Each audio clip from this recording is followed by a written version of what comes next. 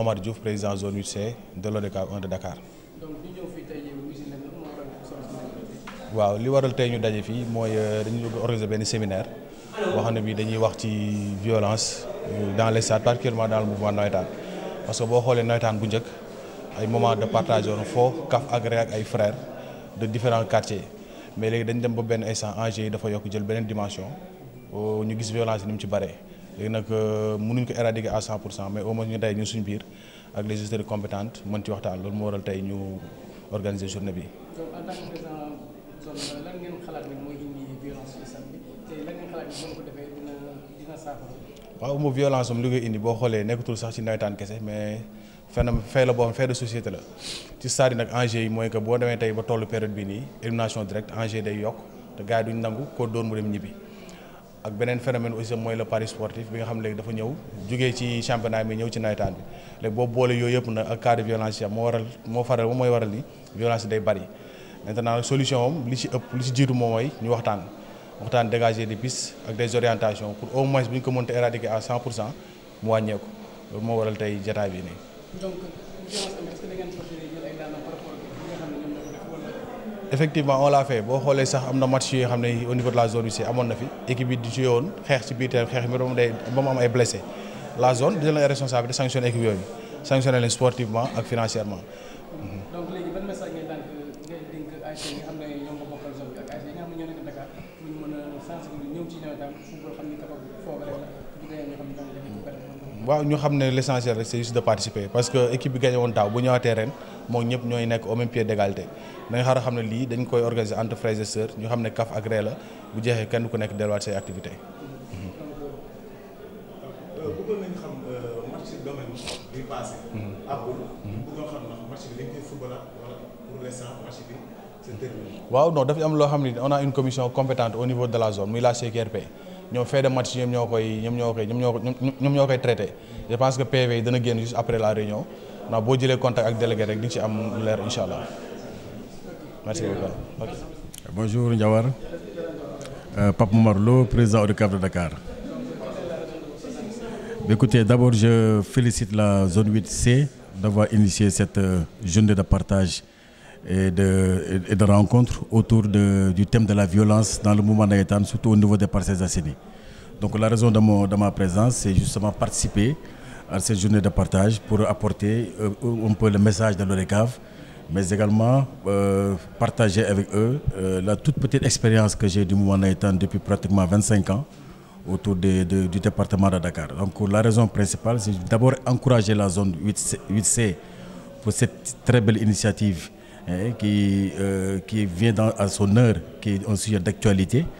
Surtout que vous savez que depuis l'année dernière, nous n'avons pas pu jouer les navétanes simplement parce que le gouverneur et le préfet ont arrêté les navétanes pour cause de violence. Si aujourd'hui, à mi-parcours, la zone initie cet événement autour de la violence dans nos stades et dans le mouvement navétane, il est heureux que la présence de l'ODCAV est presque indispensable. D'abord sur le plan moral et sur le plan symbolique, qu'on puisse apporter, nous, déjà, le message de l'ODCAV vis-à-vis de la zone 8C, également de toutes les zones qui jouent au niveau du département, mais également, comme j'ai dit tout à l'heure, apporter notre expérience pour les solutions qu'on doit envisager pour que la violence ne puisse pas être vraiment un levier dans ce que nous partageons tous, qui est le mouvement navétane. Mais écoutez, si vous voulez qu'on fasse le séminaire avant même qu'on entre dans la salle, ça va être compliqué, mais on peut déjà vous donner quelques idées. Alors, c'est d'abord plusieurs raisons en même temps, qu'on ne peut pas évoquer ici en même temps. Il y a, ça veut dire, la non-appréhension déjà du caractère du fair play que les jeunes supporters, souvent les jeunes supporters que je vais citer, et les dirigeants ont du football moderne. D'abord, le football, c'est d'abord un état d'esprit de fair play. Quand on n'a pas cet état d'esprit de fair play, il est évident qu'on est un peu enclin à encourager la violence. Ça, d'abord, un état d'esprit. De reconnaître que nous avons gagné, de reconnaître également que nous avons perdu dans l'humilité et dans la dignité. Ça, c'est d'abord le premier élément, d'abord psychologique et d'état d'esprit. Ce n'est pas que Manko et Pastef sont un derby, que si Manko me gagne ou si Pastef me gagne, c'est une honte pour moi. Cet état d'esprit-là qu'il faut d'abord mettre dans la tête des dirigeants et des supporters, que c'est d'abord un jeu, un état d'esprit de fair play. L'autre raison, on peut évoquer, c'est également les pratiques occultes. Vous comprenez que l'essentiel des faits de violence dans nos stades provient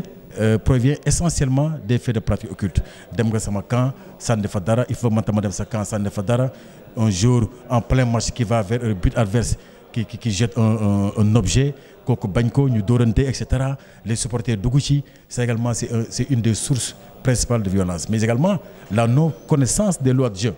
parce que souvent les arbitres aussi peuvent être à l'origine justement des faits de violence, parce que le supporter ou le dirigeant peut apprécier une décision arbitrale comme étant injuste, alors que c'est l'application des lois de jeu. Donc cette méconnaissance des lois de jeu peut également être à l'origine justement des faits de violence. Comme également les erreurs d'arbitrage. Parce que si en quart de finale ou en demi-finale, vous menez 1-0, à la 90e minute, l'arbitre donne un penalty aléatoire à l'équipe adverse, il est évident que ça peut susciter également des cas de violence. Mais tout compte fait, ce que je disais tout à l'heure en premier lieu, ce qui est important, c'est d'avoir un état d'esprit de fair play. L'autre point qu'on peut évoquer ces temps-ci, qui devient aujourd'hui un sujet, c'est les paris sportifs. Moi, j'ai écouté un reportage à la radio, qu'on dit qu'il y a des paris sportifs au niveau des tribunes entre jeunes supporters. Également, ça peut être une source de violence, mais on ne l'a pas encore mesuré, mais on peut considérer également que ça fait partie des sources de violence. Elles sont multiples, les sources de violence dans le mouvement d'État et dans le sport de manière générale. Parce que c'est un état spontané et psychologique. La violence ne se prépare pas, la violence ne se décrète pas. Les gens ne viennent pas au stade a priori pour dire qu'aujourd'hui on va casser le match. Non. A priori, ils viennent parce que les équipes, les supporters, les dirigeants ont confiance à leur équipe. Ils veulent que l'équipe gagne.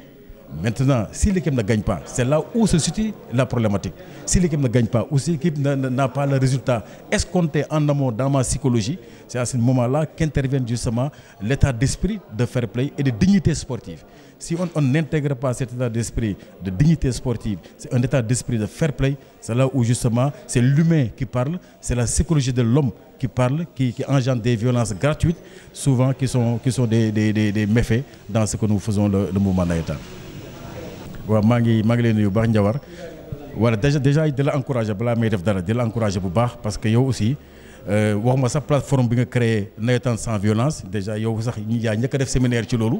parce que sa plateforme bi nga créé nawetaan sans violence gars yi di ci intervenir loolu rek déjà source d'abord de sensibilisation la xam ne acteurs mouvement yi Dakar yëpp plus de 300 participants ñu ngi ci yow déjà dañ lay féliciter avant zone bi def sax yow def nga sa wàll ba pare def également sa wàll de manière opérationnelle yaa ngi ci terrain bi chaque jour ci stade yi au niveau de Parcelles Assainies partout au niveau de Dakar di joxe ses messages di joxe ay résultats di publier donc ODCAV mënu la ñàkk a gërëm il faut ñu gërëm la sant la ci ñi ñi seetaan ñëpp xam ko dégg ko li tax ma teew nag mooy zone 8B dafa initié zone 8C dafa initié ndaje bi pour ñu waxtaan ñu weccante xalaat ci li nga xam ne moom mooy les faits de violence yu nekk moment dans le mouvement navétane xam nga sujet boo xamante ne la at mu nekk mu ñëw depuis parce que 30 ans at mu nekk sujet bi ñëw mais sujet boo xam ne kenn du ko jeexal te kenn du ci doyal sujet boo xam toujours c'est un sujet d'actualité ñoom bu ñu demee ba def ko aussi ODCAV foog mu teew il faut ñu teew si ñaari mbir benn bi en tant que autorité morale du département Dakar mënuñoo ñàkk a teew il faut ñu teew pour feddali suñu kóllëre feddali suñu encouragement ci zone 8C nga xam ne mu ngi def ay liggéey bu rafet au niveau de Parcelles Assainies ak beaucoup de leadership donc loolu mënu si ñàkk a teew beneen bi li tax ñëw si mën a teew mooy li nga xam ñun ñooy waa ODCAV am expérience si nawetaan Dakar fekkee ba ñuy créer la zone 8C ak la zone 8B à l'époque ñu fekkee lépp xam mën nañoo am xalaat ni am na expérience bu ndaw bu ñu fekkee boo xam mën nañu ko partager ñoom ci bés bi.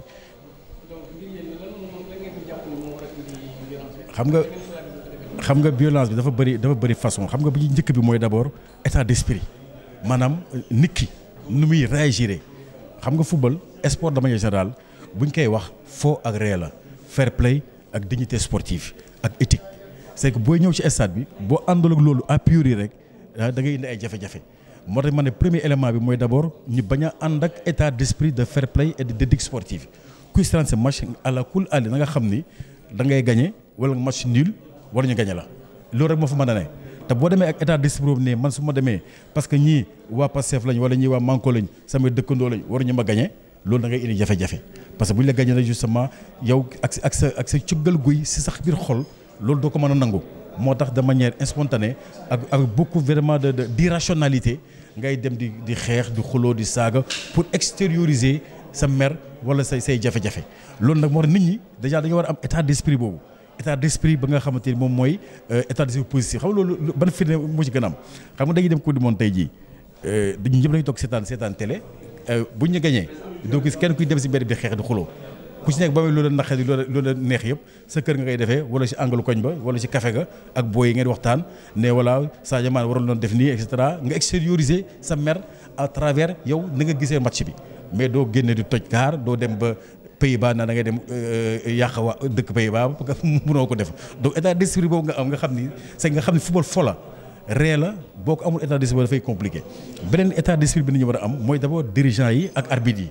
xam nga arbitres yi des fois aussi ay nit lañu mën nañu def ay erreur yoo xam te yi mën naa leen ne ngeen ñu jouer match man ak yow ma mën ne la 1-0 ba 90e minute ma war a dem final arbitre jox la pénalité nga égaliser loolu su ma amul appréhension ni il faut que ma nangu décision arbitrale boobu rek jafe-jafe day am damay nekk supporter du ma ko bëgg du ma ko nangu sànni xeer saaga arbitre bi bu rombee dirigeant bi fël ko mbéj ko et cetera mu indi ay jafe-jafe nga xam ni nit ñi intérioriser wuñ déjà li xam ne moom mooy victoire wala défaite beneen bi également mooy pratique occulte loolu mook nawetaan ñoo ànd mais bokkul ci football c'est man dama koy wax partout mooy leen les gens là vont dépenser de l'argent presque pour man inutilement dépenser des millions sëriñ bi nee na nii nee nañu rey xar bi nañu rey ganaar bi nañu def nii et cetera pour man loolu àndul ak football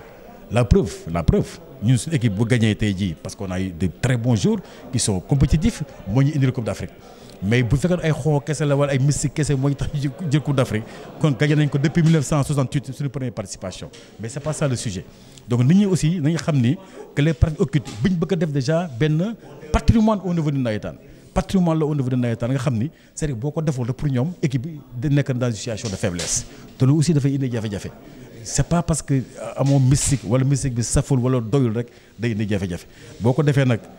si équipe jàmbur kooku riposter supporter gis ko répliquer joueur bi dem jël camp jàmbur sànni fa affaire et cetera mbéj ko dóor ko et cetera jaxase match bi yooyu mooy vraiment source principale bu ko doon teg sur le podium moom mooy nekk médaille d'or ci source de violence yi donc yooyu moo tax vraiment ay acteurs yi war a gën a bàyyi xel ci ni il faut ñu d'abord ñu am un état d'esprit c'est que mun nga sensibiliser mën nga wax mën nga policiers yi mën na ñëw def lu ne mais tant que l'état d'esprit que man li may dem ni foo ak ree la damay gañe wala ñu gañe ma boo amul état d'esprit boobu rek justement dafay indi ay jafe-jafe dans le déroulement des compétitions du moment nawetaan merci beaucoup